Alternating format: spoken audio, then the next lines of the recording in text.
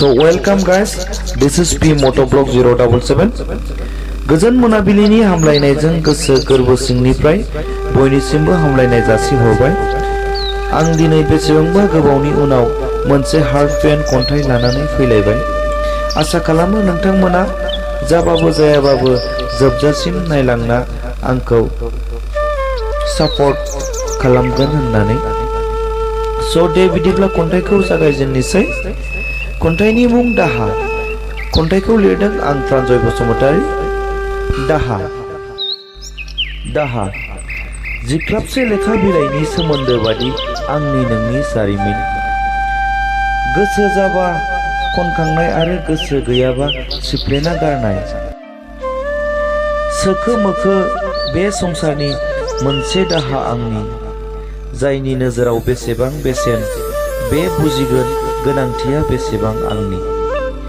जिउआव जेबो सिमां गैला आरो सोरनिबा थाखाय अख्रां मोनसे दाफिननो गोरबो बिखा गावबाय। जेननाय गोसोआ मेंबाय आरो दुखुथिया मेगनाव दाहानि निजोरा बोहैबाय। सिमां मोनसे दंमोन नोंखौ लाना, सनानि बिबार मोनसे एम लानो। मिजिं मोनसे दंमोन आंहा, जाय मिजिंआ दिनै थेर बेथेर बायफ्लेनाय बेसेबांबा गोजान रोमै रोमै। दिनैबो नोंनि माखासे खोथाया गोसो गोरबो बिखा गावनायनि मोनसे मुलि आंनि देहानि, आरो माखासेया सहायनो हायै गोरबो गारायनि मोनसे बिस।